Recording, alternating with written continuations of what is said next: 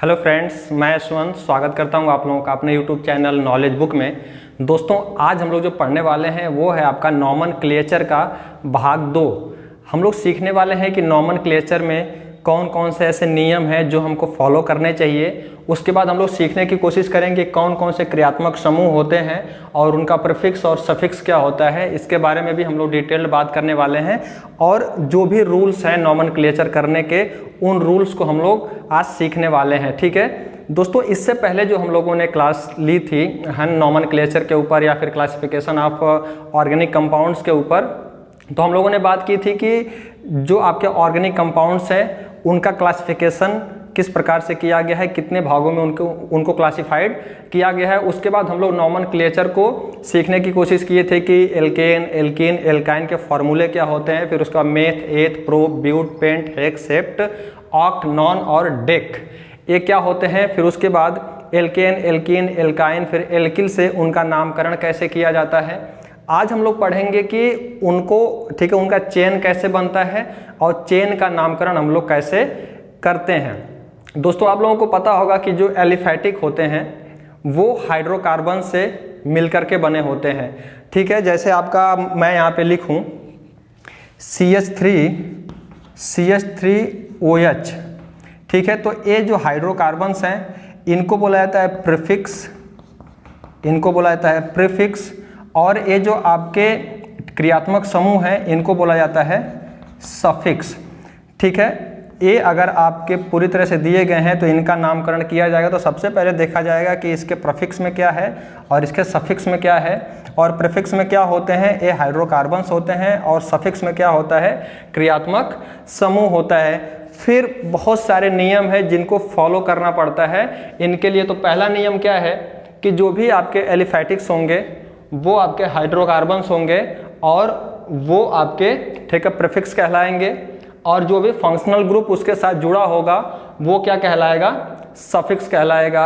अब ये सफिक्स और प्रीफिक्स क्या होते हैं कि हाइड्रोकार्बन्स अगर दिया गया है ना, तो वो पहले लिखा जाएगा यानी पूर्व लग्न, और जो आपके जो फंक्शनल ग्रुप हैं वो हाइड्रोकार्बन के बाद में लिखे जाएंगे, मतलब उसको बोला जाता है ठीक है अनुलग्न।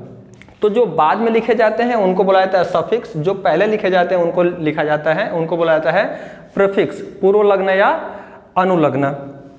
ये तो पहली बात हो गई कि हाइड्रोकार्बन जो होते हैं प्रीफिक्स होते हैं और फंक्शन जो होते हैं सफिक्स होते हैं। और अगर मैं बोलूं कि कार्बोक्सिलिक अम्ल का जो फंक्शनल ग्रुप है उसमें क्या लिखकर जुड़ा रहेगा, तो वो लिखकर जुड़ा रहेगा COOH। उसका प्रीफिक्स क्या होता है, तो कार्बोक्सी होता है, और उसका सफिक्स क्या होता है, ओइक अम्ल होता है। अगर इसको एज अ हम लोग है ना एज अ प्रीफिक्स अगर हम लोग यूज कर रहे हैं तो हम लोग कार्बोक्सी लिखेंगे, अगर एज अ सफिक्स यूज कर रहे हैं तो वहाँ पे ओइक अम्ल लिखा जाएगा। ठीक है, तो इस प्रकार से बहुत सारे ऐसे है ना नेम दिए गए हैं और ऐसे फंक्शनल ग्रुप दिए गए हैं जिनके सफिक्स और प्रीफिक्स यहाँ पे लिखे गए हैं। आप लोग ध्यान से देख लीजिए क्या है आपका कार्बोक्सिलिक अम्ल COOH होता है फंक्शनल ग्रुप, और इसका प्रीफिक्स होता है कार्बोक्सी और सफिक्स होता है ओइक अम्ल। उसके बाद एस्टर का होता है COOR, इसका होता है एल्किल कार्बोक्सी, इसका प्रीफिक्स होता है OH, इसका क्या होता है, सफिक्स होता है। फिर एसिड हाइलाइड का COX, और इसका प्रीफिक्स होता है हेलोफार्माइड, और आपका ऑयल हाइलाइड जो होता है वो होता है सफिक्स। इसी प्रकार से एल्डिहाइड का CHO, साइनाइड का SN, कीटोन का CO, एल्कोहल का OH, एमीन का NH2, एल्कीन का आप लोग जानते हैं जिसमें डबल बॉन्ड होते हैं वो होता है एल्कीन, जिसमें ट्रिपल बॉन्ड होते हैं वो होता है एल्काइन। ईथर का OR, हाइलाइड में कौन कौन से आते हैं, फ्लोरो, क्लोरो, ब्रोमो, आइडो, ये सब आते हैं। नाइट्रो में NO2, फिर एमाइड में CONH2। फिर इसके बाद ए इनके प्रीफिक्स हैं। आपका अगर अल्कोहल आता है तो हाइड्रोक्सी, और उसका सफिक्स क्या होता है, आल होता है। इसी प्रकार से CN साइनाइड का साइनो, और ठीक है नाइट्राइल इसका सफिक्स होता है। तो एक बार सभी को आप लोग देख लीजिए और इसको आप लोग याद कर जाइए, ये काफ़ी इंपॉर्टेंट रोल प्ले करने वाला है हमारा नॉमेनक्लेचर के पार्ट में। उसके बाद कौन कौन से ऐसे नियम हैं जिनके तहत हम लोग नॉमेनक्लेचर को करते हैं, चेन को फाइंड आउट करते हैं, ठीक है कार्बन की संख्या को गिनते हैं, क्या करते हैं देखिए। तो सबसे पहले तो आपका हाइड्रोकार्बन होगा वो होगा प्रीफिक्स और फंक्शनल ग्रुप जो जुड़ा होगा वो होगा सफिक्स। दूसरी बात ध्यान में रखेंगे कि सबसे लॉन्ग चेन को ढूंढेंगे कि सबसे लंबी चेन हमको कहाँ से मिल सकती है। सबसे लंबी चेन मिलने का मतलब कि कार्बन कार्बन कार्बन कार्बन सबसे लंबा कहाँ तक गया है उसको ढूंढेंगे, दूसरा काम करेंगे। तीसरा काम क्या करेंगे, यह देखने की कोशिश करेंगे कि इस चेन के अंदर कोई फंक्शनल ग्रुप तो नहीं जुड़ा हुआ है। अगर कोई फंक्शनल ग्रुप जुड़ा हुआ है तो वहाँ से हम लोग काउंटिंग करना शुरू करेंगे, या फिर उसके पास वाले चैन से हम लोग क्या करेंगे काउंटिंग करना शुरू, ठीक है, उसके पास वाले कार्बन के पास से हम लोग क्या करेंगे काउंटिंग करना शुरू कर देंगे कार्बन के संख्या की। उसके बाद देखेंगे कि उसमें कोई डबल बॉन्ड या ट्रिपल बॉन्ड यानी एल्कीन या एल्काइन तो नहीं है, ठीक है। उसके बाद देखने की कोशिश करेंगे, उसके बाद क्या करेंगे कि कार्बन की संख्या को लिखेंगे कि जितने कार्बन है उस पर 1 2 3 4 5 6 7 8 ऐसे करके डिजिट को क्या कर देंगे कार्बन के ऊपर लिख देंगे जहां तक वो जाएगा। उसके बाद ठीक है प्रेफरेंस किसको दिया जाएगा। कभी कभी होता है कि एक चैन के अंदर 2-3 ठीक है फंक्शनल ग्रुप आ जाते हैं, तो सबसे पहले हमको प्रेफरेंस किसको देना है, यानी हमको किसको सफिक्स बनाना है और किसको प्रीफिक्स बनाना है। तो वरीयता क्रम क्या है, पहले हम लोग क्या करेंगे, ठीक है, मेथिल को करेंगे, उसके बाद एथिल को ठीक है वरीयता देंगे। लेकिन हैलोजन में क्या होता है कि इसमें अल्फाबेट को काउंट किया जाता है, अल्फाबेट को देखा जाता है कि अल्फाबेट के हिसाब से उनको प्रेफरेंस दिया जाता है। फिर आपके जो क्लोरो ब्रोमो आयोडो ये प्रीफिक्स ठीक है प्रीफिक्स की तरह यूज होंगे आपके हाइड्रोकार्बन के साथ। उसके बाद हम लोग देखेंगे कि अगर एल्कीन ग्रुप है और एल्काइन ग्रुप दोनों एक ही चेन में है तो एल्कीन ग्रुप को पहले प्रेफरेंस दिया जाएगा, उसके बाद किसको प्रेफरेंस दिया जाएगा, एल्काइन ग्रुप को प्रेफरेंस दिया जाएगा। फिर उसके बाद हम लोग सबसे पहला काम करेंगे कि मेन फंक्शनल ग्रुप को देखेंगे, उसके बाद एल्कीन या एल्काइन को देखेंगे, उसके बाद चैन में कितने कार्बन्स हैं उनको देख करके हम लोग उसका नॉमेनक्लेचर करेंगे। अब हम लोग क्या करते हैं, एक एक उदाहरण लेते हैं और उसका नॉमेनक्लेचर करते हैं और सीखने की कोशिश करते हैं कि कैसे होता है और क्या क्या हमको ध्यान में रखने वाली बातें हैं और क्या क्या हमको ध्यान में पहले रखना चाहिए और कैसे उनका नॉमेनक्लेचर किया जाता है। यही सभी नियम हैं जिनको हमको ध्यान में रखना होता है किसी भी हाइड्रोकार्बन्स का नॉमेनक्लेचर करते समय, IUPAC नेम उसका नामकरण करते समय।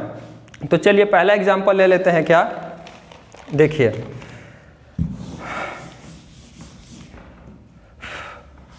पहला एग्जाम्पल है आपका CH3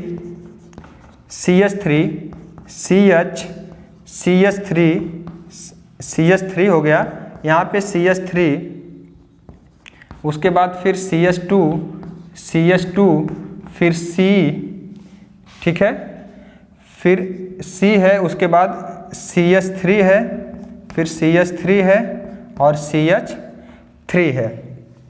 अब देखिए कि सबके बायकोस पूरे हो रहे हैं क्या। यहाँ पे बायकोस पूरे करने का मतलब ये है कि हर किसी के पास, हर कार्बन्स के पास तो 4 इलेक्ट्रॉन होते ही हैं और 4 इलेक्ट्रॉनों की साझेदारी होनी चाहिए। पहली बात तो ये ध्यान में रखिए कि हर जो कार्बन होगा सभी कार्बन्स के बायकोस क्या होने चाहिए, पूरे होने चाहिए, मतलब उसके पास 8 इलेक्ट्रॉन होने ही होने चाहिए। और हर कार्बन के बायकोस में पहले आप जानते हैं 4 इलेक्ट्रॉन होते हैं, तो देखिए कि 4 लोगों से वो साझेदारी करके अपना बायकोस पूरा कर रहा है क्या। अगर उसके बायकोस पूरे नहीं हो रहे हैं तो हाइड्रोजन के साथ जोड़ करके उसका बायकोस पूरा करना हमारी रिस्पॉन्सिबिलिटी है पहली।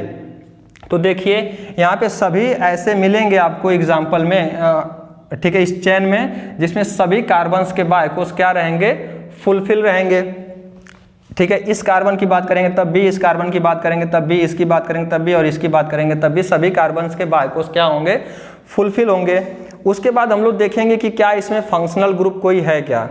तो फंक्शनल ग्रुप क्या जुड़े हुए हैं, ठीक है, आपका मेथिल जुड़ा हुआ है, यहाँ पे मेथिल है, यहाँ भी मेथिल है, यहाँ भी मेथिल है, तो 4 तो मेथिल जुड़े हुए हैं। अब हम लोग देखेंगे कि सबसे लंबी चेन कौन सी मिल रही है, सबसे लंबी चेन कौन सी मिल रही है। उसके बाद उसके बाद क्या करेंगे, ठीक है, डिजिट को लिखेंगे। फिर देखेंगे कि आपका एल्कीन और एल्काइन ग्रुप इसमें है क्या, डबल बॉन्ड या ट्रिपल बॉन्ड है क्या, तो डबल बॉन्ड और ट्रिपल बॉन्ड इसमें नहीं दिख रहा है। फिर उसके बाद इसकी है ना, इसकी नंबरिंग कर देंगे, हर एक कार्बन की क्या कर देंगे, नंबरिंग कर देंगे।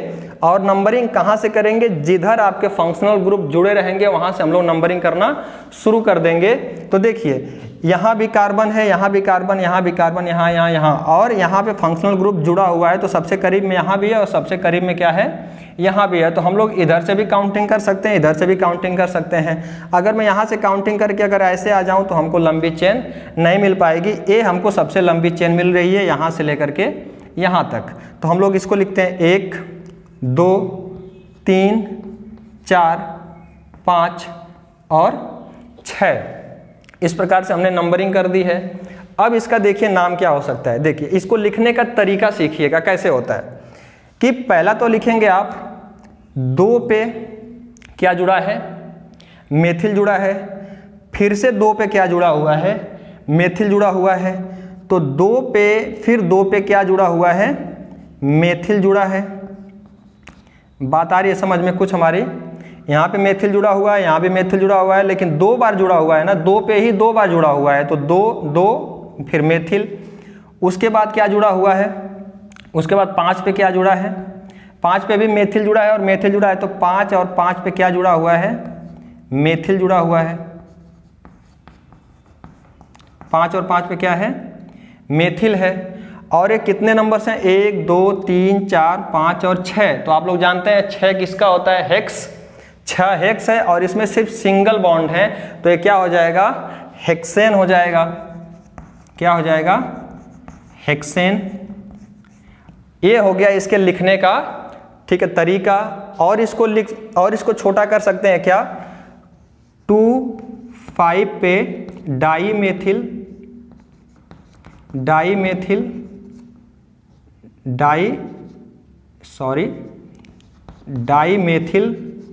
हेक्सेन, ये हो जाएगा इसका, ठीक है, नॉमेनक्लेचर। और ये हो जाएगा इसका IUPAC नामकरण। पहले बात हमने क्या किया, पहली बात देखा इसमें कि कोई फंक्शनल ग्रुप जुड़ा है क्या, तो यस जुड़ा हुआ है फंक्शनल ग्रुप, ठीक है, मेथिल। उसके बाद देखा हम लोगों ने कि सबसे लंबी चेन हमको कहाँ से मिलेगी, तो सबसे लंबी चेन हमको ए मिलेगी। उसके बाद क्या करेंगे कि कार्बन की नंबरिंग करना, उस पर क्या कर देंगे, शुरू कर देंगे। और कार्बन की नंबरिंग की है तो 1 2 3 4 5 6। अगर हम लोग यहाँ भी घुमा सकते थे, इधर भी घुमा सकते थे, लेकिन रिजल्ट वही आएगा। अगर इधर भी घुमाएंगे तब भी रिजल्ट वही आएगा, इधर भी घुमाएंगे तब भी रिजल्ट हमको सेम मिलेगा, कोई उसमें दूसरा रिजल्ट हमको नहीं मिलेगा। तो इस प्रकार से अब देखिए 2 पे क्या है, 2 बार क्या जुड़ा हुआ है, मेथिल जुड़ा हुआ है। 5 पे 2 बार क्या हुआ है, मेथिल जुड़ा हुआ है। तो 1 बार अगर जुड़ा है तो मोनो, 2 बार अगर जुड़ा है तो डाई, अगर 3 बार जुड़ा है तो ठीक है ट्राई, और 4 बार जुड़ा है तो टेट्रा, ये सब होता है। तो इसको हम लोग लिख दिए हैं कि 2 और 5 पे डाई मेथिल और क्या हो गया, हेक्सेन हो गया। चलिए एक आध और एग्जाम्पल लेते हैं, इसको मिटा दूं। चलिए एक आध एग्जाम्पल और लेते हैं और उसको सॉल्व करने की कोशिश करते हैं। क्या हो जाएगा, CH3 CH CH2 CH CH2 CH3, यहाँ पे क्या है आपका CH3 और यहाँ पे क्या है CH2 और यहाँ पे क्या है CH3। अब हम लोग ध्यान देंगे, क्या यह समझने की कोशिश करेंगे कि फंक्शनल ग्रुप कहाँ पे जुड़ा हुआ है। देखिए फंक्शनल ग्रुप एक तो ए वाला मिल जाएगा आपको, फंक्शनल ग्रुप यहाँ पे जुड़ा हुआ है और एक फंक्शनल ग्रुप यहाँ पे जुड़ा हुआ है, ठीक है, आ रही बात समझ में। तो देखिए अब इसकी काउंटिंग किधर से करेंगे हम लोग, लंबी चेन कौन सी मिल रही है हमको, यहाँ से लेकर के यहाँ तक हमको लंबी चेन मिल रही है, या तो यहाँ से लेकर के यहाँ तक लंबी चेन मिलेगी। लेकिन नियम क्या कहता है कि जहाँ पे फंक्शनल ग्रुप सबसे पहले जुड़ा हो, जहाँ पे फंक्शनल ग्रुप नज़दीक में जुड़ा हो, वहाँ से काउंटिंग करना हम लोग शुरू करेंगे। तो यहाँ से काउंटिंग करना शुरू करें, 1 2, अगर यहाँ पे 3 4 कर दूंगा तो लंबी चेन नहीं मिल पाएगी, तो हमको सीधे चलना पड़ेगा तब लंबी चेन मिल जाएगी। 3 4 5 और 6, ये मिल गया हमको। फिर देखिए अब इसमें प्रेफरेंस किसको देना है, ठीक है, प्रेफरेंस किसको देंगे हम लोग, अल्फ़ाबेट के हिसाब से देंगे प्रेफरेंस, कि जिसका अल्फ़ाबेट पहले आएगा उसको प्रेफरेंस पहले देंगे, जिसका अल्फ़ाबेट बाद में आएगा उसको प्रेफरेंस बाद में देंगे।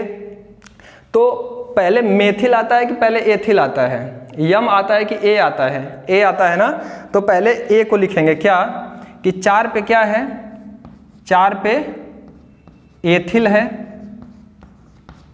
आ रही बात समझ में, 4 पे एथिल है। उसके बाद 2 पे क्या है, 2 पे है मेथिल, मेथिल हो जाएगा ना, यहाँ पे C2H5 हो जाएगा। C2H5 क्या होता है, मेथिल होता है। और पूरा क्या है ये 6, तो हेक्स हो जाएगा पहले तो हेक्स हो जाएगा। और इसमें सिंगल बॉन्ड है मतलब N है तो हेक्सेन क्या हो जाएगा, हेक्सेन क्या हो जाएगा, 4 पे एथिल, 2 पे मेथिल और क्या हो जाएगा पूरा हेक्सेन। ये आपको समझ में आ गया होगा। चलिए कुछ और एग्जाम्पल देखने की कोशिश करते हैं, मिटा दें। चलिए काफ़ी आसान से आसान भाषा में आप लोग सीख रहे हैं, ठीक है। और अगर कोई भी डाउट्स आप लोगों को आ रहा है तो आप लोग इससे रिलेटेड जो भी डाउट्स हैं आपको आप ठीक है इसके कमेंट बॉक्स में डाल सकते हैं। मैं उन डाउट्स को भी क्लियर करने की कोशिश करूंगा। कोई ऐसे सवाल हैं जो आपको थोड़ा सा डाउटफुल लगते हों वो भी आप कमेंट बॉक्स में डाल सकते हैं, उसको मैं सॉल्व करने की कोशिश करूंगा। चलिए इसको देखिए, ये हो गया CH3 CH2 CH CH2 CH, ठीक है। उसके बाद CH2 CH3, फिर उसके बाद यहाँ पे क्या जुड़ा है, यहाँ पे जुड़ा है CH3 और यहाँ पे क्या जुड़ेगा CH2 और यहाँ पे CH3। सेम वही वाली हो गई क्या, नहीं इसमें थोड़ा सा अलग है। देखिए अब इसमें भी आपका फंक्शनल ग्रुप जुड़ा हुआ है यहाँ भी, और यहाँ भी आपका फंक्शनल ग्रुप जुड़ा हुआ है, ठीक है। तो प्रेफरेंस किसको देंगे, पहले प्रेफरेंस हम लोग अल्फ़ाबेट के हिसाब से एथिल को देंगे। और नंबरिंग किधर से करेंगे, या तो इधर से करिए या तो इधर से करिए, क्योंकि फंक्शनल ग्रुप दोनों तरफ क्या है सेम जुड़ा हुआ है। तो हम लोग नंबरिंग इधर से ही कर देते हैं, 1 2 3 4 5 6 और 7, ठीक है। इधर से नंबरिंग कर दिए क्योंकि फंक्शनल ग्रुप दोनों तरफ क्या है सेम दूरी पर है। तो देखिए 3 पे क्या जुड़ा हुआ है, 3 पे जुड़ा हुआ है एथिल, 5 पे जुड़ा हुआ है मेथिल, ये क्या है हेप्ट है ना, और पूरा सिंगल बॉन्ड है तो ये क्या हो जाएगा हेप्टेन हो जाएगा। उम्मीद है कि आप लोगों को समझ में आ रहा होगा। ये क्या हो जाएगा 3 पे मेथिल, 3 पे एथिल, 5 पे मेथिल और क्या हो जाएगा हेप्टेन हो जाएगा। उसके बाद एक और एग्जांपल लेने की कोशिश करते हैं। अब थोड़ा सा हम लोग इन फंक्शनल ग्रुप को जोड़ते हैं, एल्कोहल को जोड़ने की कोशिश करते हैं, साइनो को जोड़ने की कोशिश करते हैं, कीटोन को जोड़ने की कोशिश करते हैं। इन समूह को जोड़ करके देखते हैं कि कैसे उनका नामकरण हमको करना है। चलिए देखिए CH3 CH2 CH CH2 CH2 और CH3। उसके बाद यहाँ पे क्या जुड़ा हुआ है CH2OH, ठीक है, ये जुड़ा हुआ है। अब हम लोग बात कर लेते हैं कि पहले नंबरिंग किधर से करेंगे। सबसे लंबी चेन कौन से मिल रही है, यहाँ से लेकर के और यहाँ तक लंबी चेन मिल रही है। तो नंबरिंग कहाँ से कहाँ तक करेंगे। अब देखिए फंक्शनल ग्रुप हमारा ये जुड़ा हुआ है, फंक्शनल ग्रुप इधर नज़दीक में है कि इधर नज़दीक में है, तो यहाँ नज़दीक में है तो यहाँ से काउंटिंग करेंगे 1 2 3 4 5 और 6। यहाँ से करेंगे कि यहाँ से करेंगे, क्योंकि फंक्शनल ग्रुप तो आपका यहाँ पे है ना, तो फंक्शनल ग्रुप यहाँ है तो यहाँ से करेंगे 1 2 3 4 और 5। इसके साथ जुड़ा हुआ है ना फंक्शनल ग्रुप आपका, तो आप लोग यहीं से शुरुआत करेंगे ना कि यहाँ से करेंगे। अब देखिए इसका नाम क्या हो जाएगा, 2 पे क्या है ये तो आपका फंक्शनल ग्रुप हो जाएगा ना, तो 2 पे मेथिल हो जाएगा, 2 पे मेथिल होगा, 2 पे मेथिल हो जाएगा। उसके बाद 1 2 3 4 5 ये पेंटेन है और उसके साथ क्रियात्मक समूह क्या लगा हुआ है OH लगा हुआ है एल्कोहल। तो एल्कोहल का क्या होगा प्रीफिक्स, ठीक है, सफिक्स क्या होता है आल। तो पहले तो होगा पेंटेन, ठीक है, पेंटेन, ये होगा पेंटेन और 1 पे क्या लगा हुआ है आल लगा हुआ है ना, 1 पे क्या क्रियात्मक समूह लगा हुआ है ऑल। तो ये हो जाएगा 2 मेथिल पेंटेनॉल,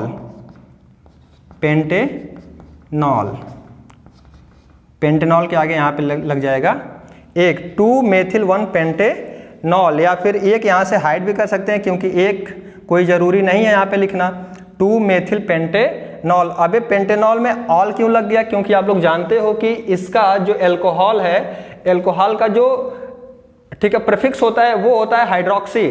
तो प्रीफिक्स में क्या जुड़ गया है? प्रीफिक्स में तो यहाँ पे ठीक है मेथिल हम लोगों ने लिख ही लिया है। फिर उसके बाद ठीक है पेंटेन है तो पेंट ये आपका प्रीफिक्स हो गया, और सफिक्स में क्या जुड़ेगा? क्रियात्मक समूह का सफिक्स जुड़ जाएगा ऑल, तो ये क्या हो जाएगा? पेंटेनॉल।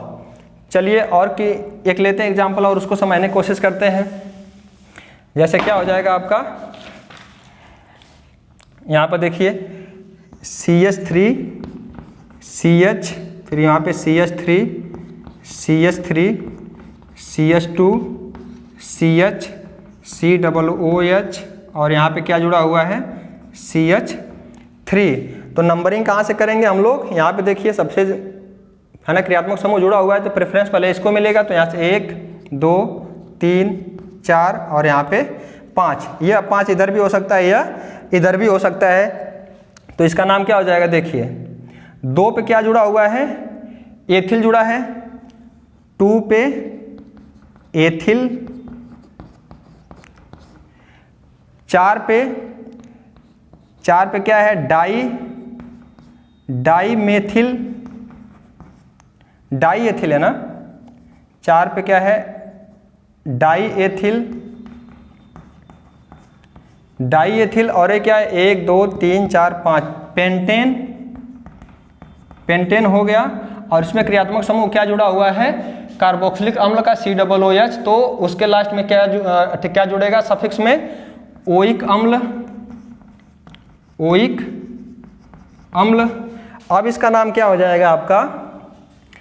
2 पे एथिल, 4 पे डाई एथिल, पेंटेनोइक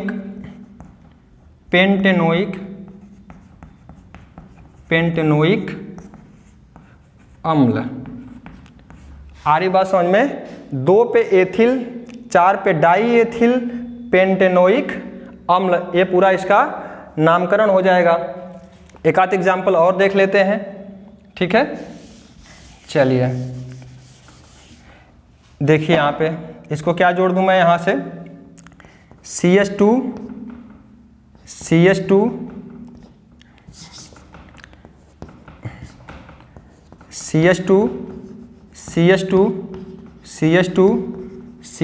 और यहाँ पे मैं जोड़ देता हूँ ब्रोमो, और यहाँ पे क्लोरो जोड़ देता हूँ। अब इसका नाम क्या होगा?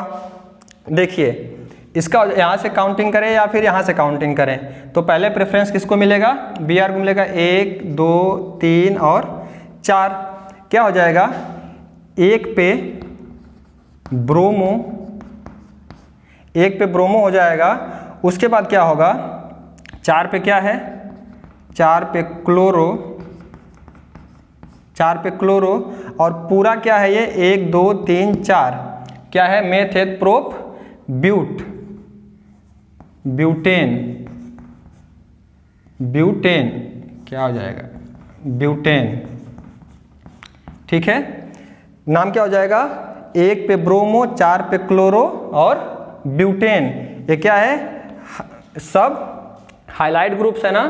तो हाइलाइट ग्रुप्स में सिर्फ आपका प्रीफिक्स जुड़ता है, सफिक्स उसका नहीं होता, सिर्फ प्रीफिक्स होता है। तो प्रीफिक्स क्या हो जाएगा? ब्रोमो, क्लोरो और ब्यूटेन।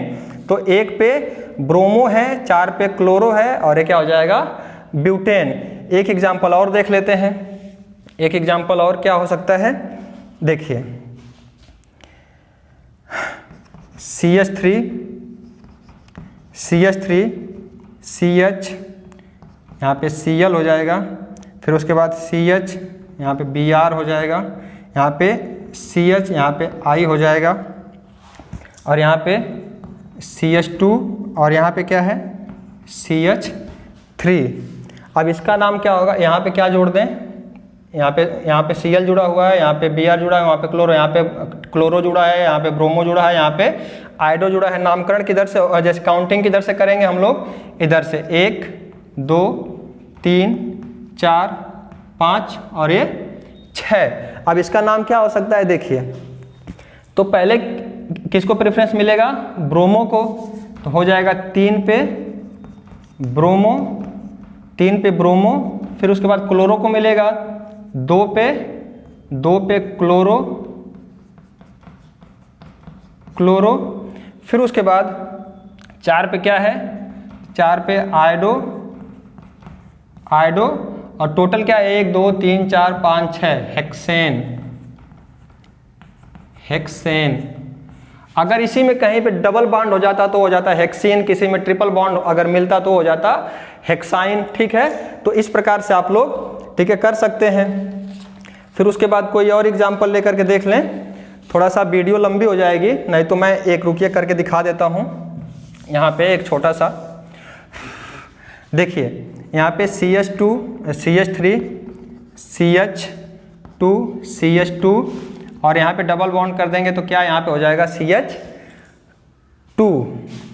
ठीक है, अब इसका बॉन्ड भी पूरा हो जाएगा, इसका बॉन्ड भी पूरा हो जाएगा, तब इसका नामकरण क्या हो जाएगा, यहाँ से कर देंगे 1 2 3 और 4। ठीक है, अब क्या कर देंगे 1 2 3 4, तो क्या हो जाएगा, इस पे कोई क्रियात्मक समूह नहीं जुड़ा हुआ है, कोई नहीं, तो ये क्या हो जाएगा 1 2 3 4, ये हो जाएगा ब्यूटीन। ठीक है, ब्यूटीन क्यों होगा, क्योंकि इसमें आपका ठीक है डबल बॉन्ड आया हुआ है। अगर यहीं पे ट्रिपल बॉन्ड होता तो ये हो जाता आपका ब्यूटाइन। ठीक है, ब्यूटाइन हो जाता, अगर फिर सिंगल बॉन्ड है तो ब्यूटेन हो जाता। अगर सिंगल बॉन्ड है तो एन जुड़ेगा, डबल बॉन्ड है तो इन जुड़ेगा, और ट्रिपल बॉन्ड है तो आइन जुड़ेगा। ध्यान में रखने वाली बात बस इतनी है कि हमको कार्बन के बायकोस को भरना है। कार्बन का बायकोस फुलफिल होना चाहिए, चाहे वो जैसे हो। अगर कार्बन का बायकोस अगर आपके जो भी क्रियात्मक समूह हैं उनके लगाने से अगर फुलफिल नहीं हो रहा है तो एक हाइड्रोजन को जोड़ दीजिए उसके साथ। हाइड्रोजन को जैसे ही जोड़ेंगे तो एक हाइड्रोजन को एक चाहिए अपना बायकोस पूरा करने के लिए, तो वो एक ले लेगा, लेकिन एक इसको जरूरत पड़ने पे दे भी देगा। जैसे मैं लिखूं यहाँ पे अगर, ठीक है, यहाँ पे C2H2 लिख दूं तो इसका, ठीक है, C2H2 लिखूं तो इसको फुलफिल कैसे करेंगे। अगर C लिख दूं यहाँ पे H लिख दूं, यहाँ पे H लिख दूं, तो बताइए यह कार्बन का बायकोस पूरा है क्या? बिल्कुल नहीं है, क्योंकि यहाँ पे अब हमको ठीक है ट्रिपल बॉन्ड लगाने ही पड़ेंगे। जब तक ट्रिपल बॉन्ड नहीं लगाएंगे तब तक इनका बायकोस फुलफिल नहीं हो पाएगा। ठीक है, जैसे अगर मैं C2 या 6 की बात करूं तो कैसे भरेगा ये, तो यहाँ पे C, यहाँ पे C, ठीक है, कुछ ऐसे अगर जुड़ेगा H